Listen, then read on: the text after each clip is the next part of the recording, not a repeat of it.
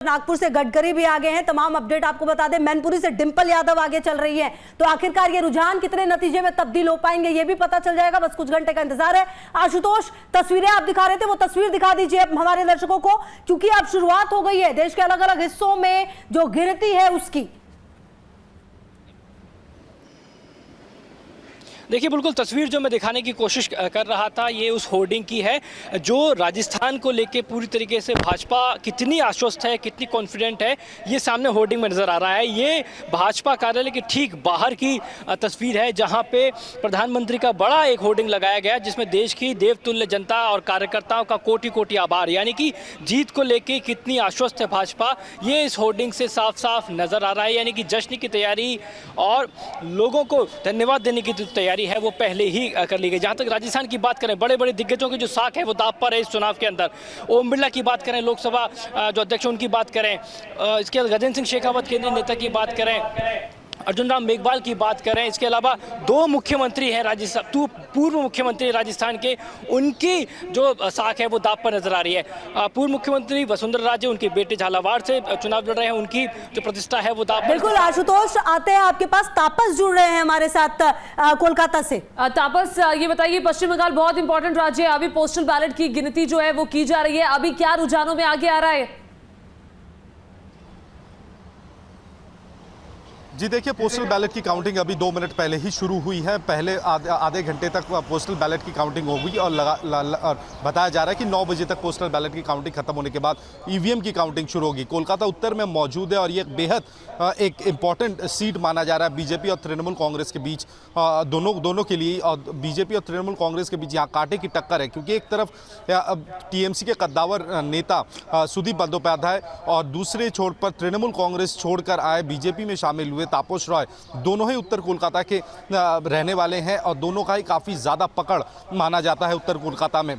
और सुदीप बंदोपाध्याय और तापस रॉय में काफी सालों से तनातनी चल रही थी, जिस वजह से तापस रॉय। तापस, आप रहिए हमारे साथ। नागपुर से नितिन गडकरी आगे चल रहे हैं, अपने दर्शकों को अपडेट बता दें। मैनपुरी से डिंपल यादव आगे चल रही हैं ज्योति। और देखिए, मैनपुरी जो है वो समाजवादी पार्टी का गढ़ है और उड़ीसा के पुरी से संबित पात्रा आगे चल रहे हैं। संबित पात्रा पिछली बार ये चुनाव हार गए थे लगभग 12,000 वोटों से और संबित पात्रा के लिए चुनौती थी इस बार इस सीट को निकालना। प्रधानमंत्री नरेंद्र मोदी ने संबित पात्रा के लिए वहां पर रोड शो भी किया, लेकिन संबित पात्रा आखिर में एक बयान देकर घिरते हुए नजर आए। और ओडिशा से हम बता ही रहे हैं संबित पात्रा आगे चल रहे हैं, लेकिन नितिन गडकरी जो हैं, नितिन गडकरी बीजेपी के कद्दावर नेता नागपुर से चुनाव लड़ रहे हैं और नागपुर से ही चुनाव लड़ते रहे हैं, वहां से वो आगे चल रहे हैं। तो ये पूरे रुझान है। अभी जो पोस्टल बैलेट की गिनती शुरू हुई है उसमें ये बिल्कुल रुझान जो है वो ये भी बता रहे हैं कि एनडीए 29 सीटों पर आगे चल रही है ज्योति, और इंडिया गठबंधन 11 पर, जबकि अदर्स जो है वो 6 पर। लगातार अपने दर्शकों को अंतर देखिए कितना ज्यादा बढ़ रहा है और जल्दी जल्दी बढ़ रहा है, वो भी आप देखिए। बहरहाल ये रुझान है, अपने दर्शकों को लगातार हम बता दें। तापस लगातार जुड़े हुए। तापस, देखिए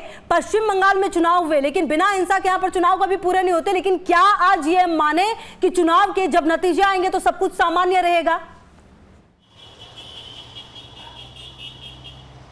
जी देखिए, ये कहना काफ़ी ज़्यादा मुश्किल है, क्योंकि एक तो बीजेपी और तृणमूल कांग्रेस कांटे की टक्कर है दोनों में, और पिछले 2 दिनों से जैसे ही चुनाव का आखिरी चरण खत्म हुआ तब से ही हिंसा देखने को मिल रही है भांगड़ में, उत्तर 24 परगना, दक्षिण 24 परगना, बैरकपुर के तमाम इलाकों में। जबकि हम आपसे अभी बात कर रहे कल देर रात को भांगड़ में जमकर बमबाजी हुई थी। परसों कुछ बीजेपी नेताओं को मारा गया था कोलकाता में और न्यू टाउन के इलाके में। तो ये जो हिंसा की घटना ये लगातार जारी है पश्चिम बंगाल में, जो पोस्ट पोल वायलेंस के नाम पे जाना जाता है। और चुनाव आयोग ने पहले ठीक किया था कि 400 कंपनी सेंट्रल फोर्सेस को डिप्लॉय किया जाएगा 6 जून तक, लेकिन जो स्थिति है उसका जायजा लेने के बाद ये फैसला लिया गया कि 19 जून तक 400 कंपनी केंद्रीय सुरक्षा बलों को तैनात रखा जाएगा पश्चिम बंगाल के अलग अलग हिस्सों में। तो आप समझ सकते हैं कि पश्चिम बंगाल, खासकर दक्षिण बंगाल का जो इलाका है जो तृणमूल का गढ़ माना जाता है, वहाँ हिंसा की खबरें सबसे ज़्यादा आती है और वहीं से हिंसा की खबरें इस बार भी काफ़ी आ रही हैं।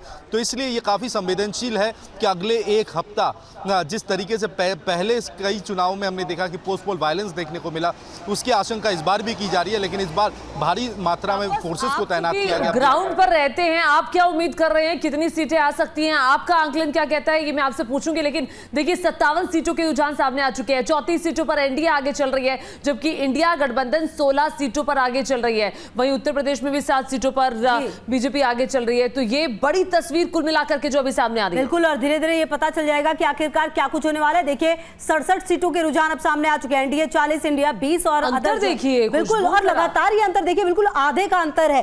तो ये आखिर क्या नतीजे में भी तब्दील हो पाएगा, ये देखना बेहद दिलचस्प है। और इस बार का चुनाव अपने आप में काफी खास रहा है हर मायने में। ज्योति आप देखिए कल जब इलेक्शन कमीशन की प्रेस कॉन्फ्रेंस हुई, उन्होंने खड़े होकर जो जनता है उनके लिए तालियां बजाई, उनको अप्रिशिएट किया। इतनी गर्मी में उन्होंने चुनाव कराया, इस तरीके की तमाम बातें सामने आई। और इलेक्शन कमीशन ने कहा कि ये वर्ल्ड रिकॉर्ड बना है, वर्ल्ड रिकॉर्ड बना है। तकरीबन 64 करोड़ लोगों ने मतदान की प्रक्रिया में महिलाओं की संख्या भी काफी ज्यादा रही है, 32 करोड़ महिलाओं की संख्या है तकरीबन, और 34 करोड़ पुरुष मतदाता हैं जिन्होंने मतदान की प्रक्रिया में हिस्सा लिया। तापस में आपके पास आते हुए 78 जो रुझान है वो सामने सीटों पर आए हैं। 45 पर एनडीए आगे चल रही है, 25 पर इंडिया आगे चल रही है, और इस बार कहा जा रहा है कि बीजेपी भी पश्चिम बंगाल में आगे चलेगी। जो एग्जिट पोल के नतीजे अभी क्या लग रहा है, कौन कौन सी सीटों पर कांटे की टक्कर और बड़ी टक्कर वीवीआईपी सीटें? जी देखिए, पश्चिम बंगाल में तो इस बार कांटे की टक्कर होनी है, क्योंकि 2019 में बीजेपी का जो परफॉर्मेंस था और 18 सीटों के साथ बीजेपी विपक्ष दल के तौर पर पश्चिम बंगाल उभर आई थी, और उसके बाद वोट शेयर जो है बीजेपी का बढ़ता जा रहा है। और उस समय भी 2019 के दौरान भी बहुत ज़्यादा वोट परसेंटेज में अंतर नहीं था तृणमूल कांग्रेस से।